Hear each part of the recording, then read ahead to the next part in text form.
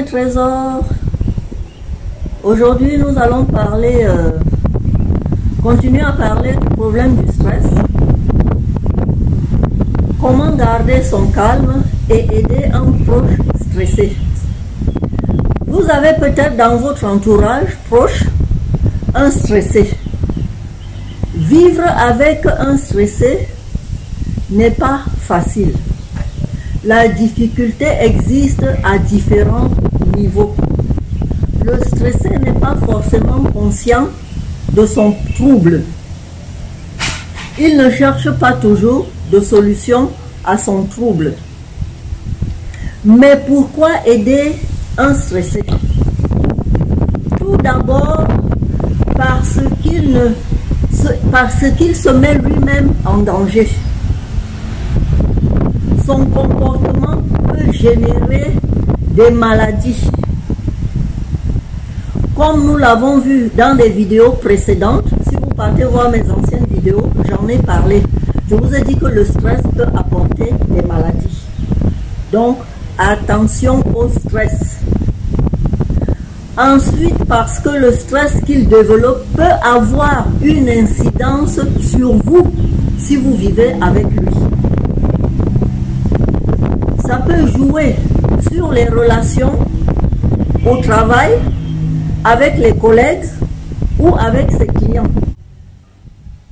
Donc, dans un premier temps, il convient de repérer que le comportement du stressé influe sur nous.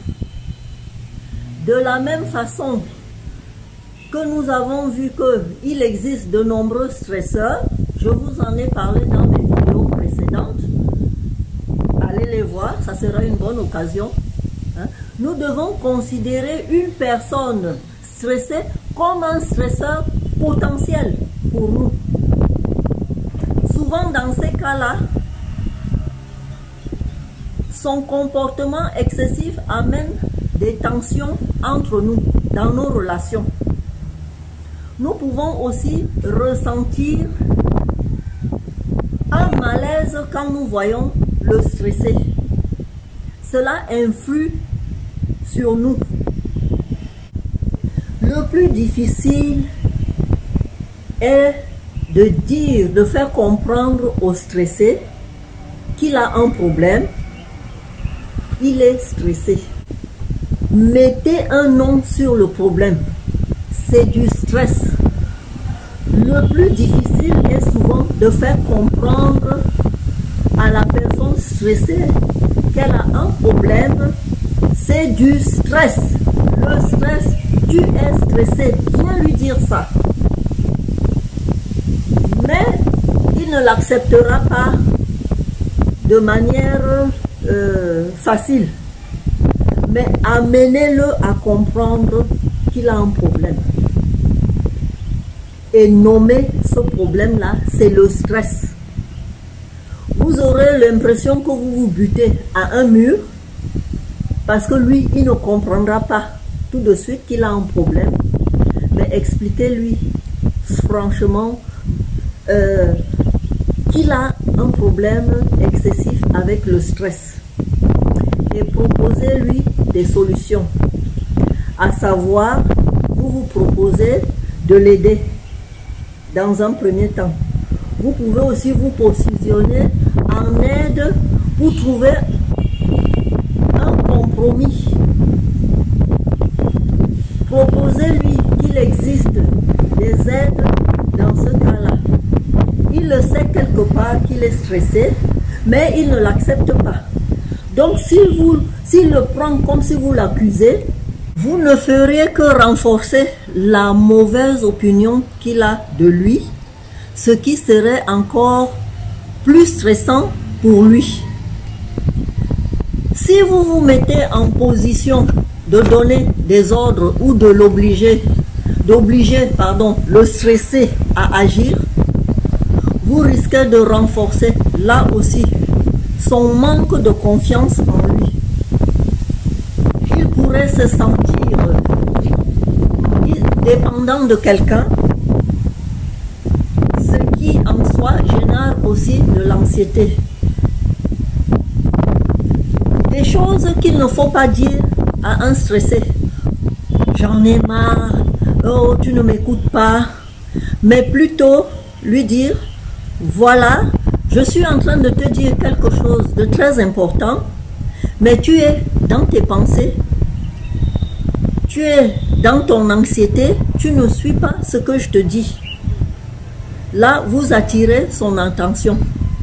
Si cela peut être sécurisant d'être dirigé par les autres, c'est aussi très frustrant et cela génère une mauvaise opinion de lui. Vous pouvez donc vous mettre en position de soutien actif par les conseils que vous lui donnez. Montrez-lui l'exemple sans déposséder l'autre. Par exemple, montrez comment vous-même vous utilisez les techniques du stress. J'en avais déjà aussi parlé. La respiration, la relaxation, le sport, etc. Il y a plusieurs façons de lutter contre le stress. À la limite, conseillez-lui de lire des livres sur le stress. Offrez-lui un livre sur le stress qui l'aidera. Par exemple, si vous-même vous avez lu un livre sur ça, proposez-lui de lire ce livre et je pense qu'il en sera ravi, il vous en sera très reconnaissant. Par exemple, vous pouvez lui dire que préparer une réunion, pour faire une réunion de travail, la réunion se prépare d'avance, vous la voyez vous voyez le déroulement dans votre tête, vous essayez de voir le travail qu'il y a à faire. Vous lui expliquez que avant la réunion, vous savez à quel moment vous allez parler, à quel moment les intervenants vont intervenir, hein, et qu'avant de commencer la réunion, vous-même vous vous êtes relaxé. Donc vous êtes relax quand vous commencez la réunion et prêt à écouter les autres. Vous voyez tous les paramètres de la réunion. Expliquez-lui bien que ce n'est pas une épreuve difficile, mais c'est une épreuve qu'on peut surmonter avec un peu de confiance en soi. Cela lui permettra d'essayer de se contenir, de garder son calme quand il doit parler aux autres. Avant la réunion, vous avez vu dans votre tête le déroulement. Ça, c'est important. Que vous avez répété les principaux moments de votre intervention. Vous avez pris un bref temps. Vous avez pris un bref temps de relaxation. Au début, il aura peut-être du mal à imaginer qu'il peut lui aussi le faire. Il aura sans doute alors besoin de vos conseils. Soyez disponible.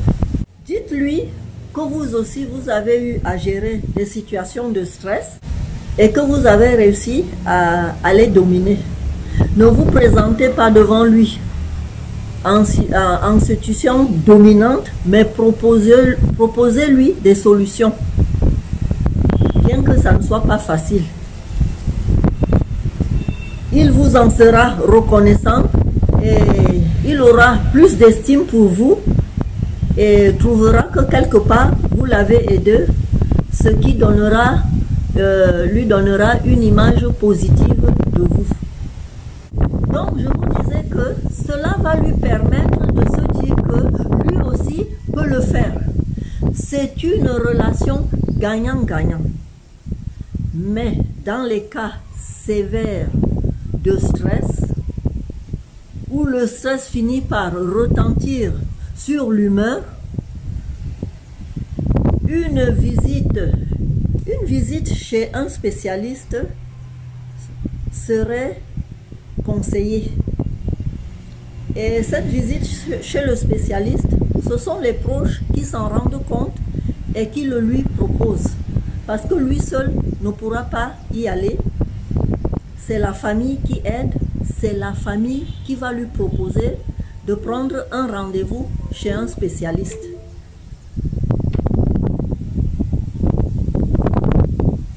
Quand l'entourage commence à s'inquiéter de l'état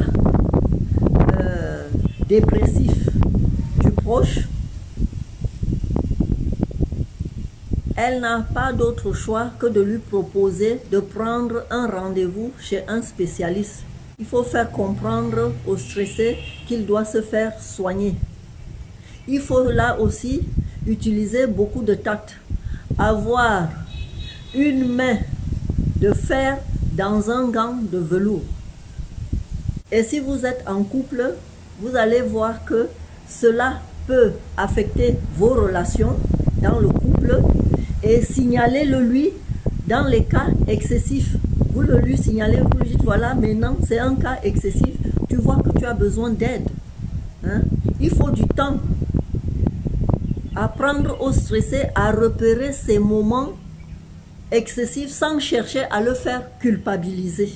Donc montrez-lui qu'il peut être différent de l'image qu'il vous donne, à condition qu'il accepte de se faire aider. Si c'est votre conjoint, dites-lui que avec bienveillance, mettez un terme sur ce que vous avez perçu chez votre conjoint. Je pense que tu es stressé et il ne vous croit pas. Donnez-lui des exemples. Ce que je voulais dire, c'est que aider un proche stressé, il y a des choses à faire.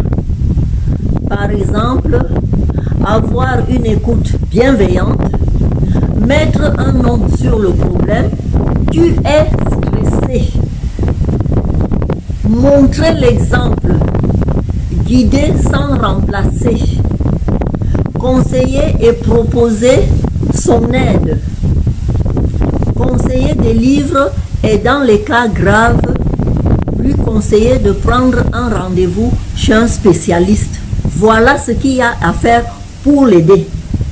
Et ce qu'il ne faut pas faire, le diriger, obliger le stressé à vous écouter, dire sans cesse qu'il est stressé, dévaloriser le stressé, rendre le stressé dépendant de vous. Ces choses, il ne faut pas le faire. Investir dans sa santé, c'est prévenir la maladie. Mieux vivre ce que nous avons décidé de faire en se libérant du mauvais stress pour créer le bon stress. Voilà ce que je peux vous dire en conclusion. Likez ma vidéo, laissez-moi un commentaire et à bientôt. Abonnez-vous.